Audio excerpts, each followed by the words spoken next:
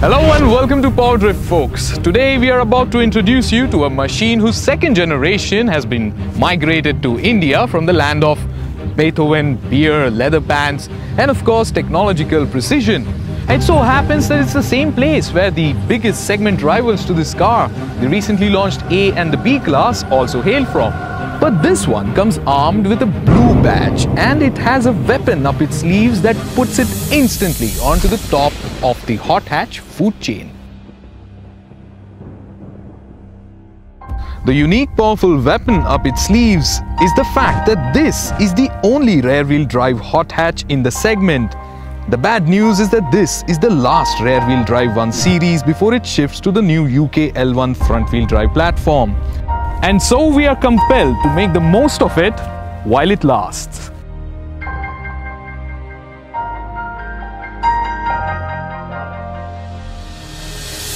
Now the rear wheel cars also let you do another thing. They let you have oodles of fun by letting the tail step out while you steer with the virtue of front two wheels in the direction in which you want to go.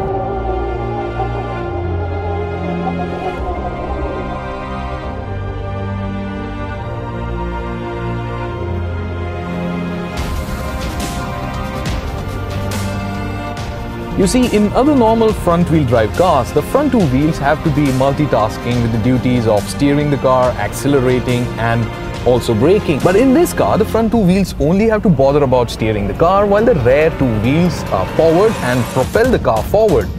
Much like how Sachin Tendulkar himself performed a whole lot better when he didn't have to multitask with the duties of captaincy.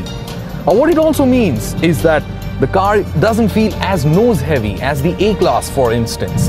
In fact, the 1 Series has a near-perfect 50-50 front-rear weight distribution. And to add to this fun, the 1 Series also comes with a Sport Plus mode, which ensures that the car's electronics interfere as little as possible for you to enjoy the dynamics of the car to its max.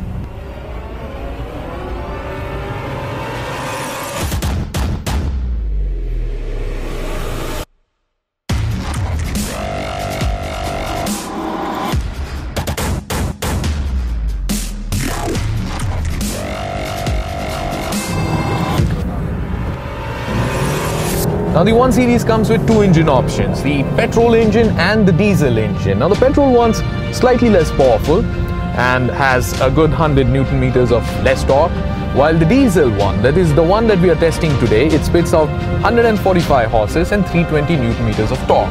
Along with that, a ZF 8-speed transmission, which is actually so pretty damn good that you'll easily mistake it for a dual clutch gearbox.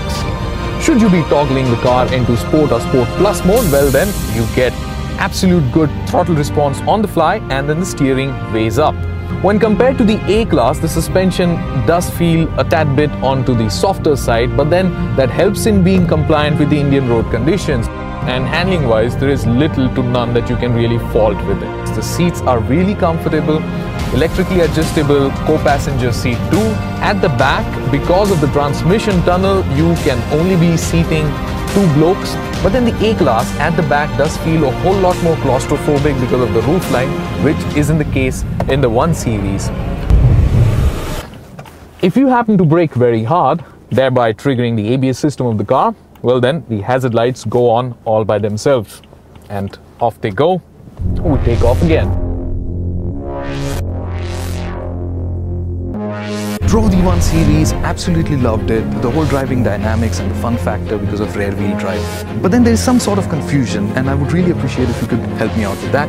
Alright folks, so here we are and so far so good. The 1 Series seems to be beating its competitors in the segment, the A-Class and the B-Class, fair and square. But then the car starts to fall apart and suddenly doesn't look to be as good a car as I thought when you look at the price point. It's a good 5 to 6 lakh rupees expensive than the A and the B. It's not very spacious. It's an enthusiast car, it's a rear-wheel drive car, but doesn't come with manual gearbox or paddle shifters, not to mention other features like cruise control, which the A does get. So, Charles, whether one should go for this car or not? I happen to think that the A-Class looks miles better than this car. Has a bigger street presence. I really wish that BMW had brought the sedan to India because it's got so much better proportions. It's even got the boot, so it would have been a little more practical. So, in effect, it's not a very practical car. So then why stop at that? man. Why not give me the hard suspension? Why not give me the paddle shifters or the manual gearbox? Make it all out an enthusiast car, so the person who buys it will be completely happy with it. At 30 lakh rupees, never mind the competition. Right. I think there's going to be a fight when you walk into the BMW showroom itself, because the 3 Series 320i is available for the same price. So if you want the one, I'd say look at the base level, look at the mid-level variants. Don't look at the top-end variant, because I don't think it makes sense financially.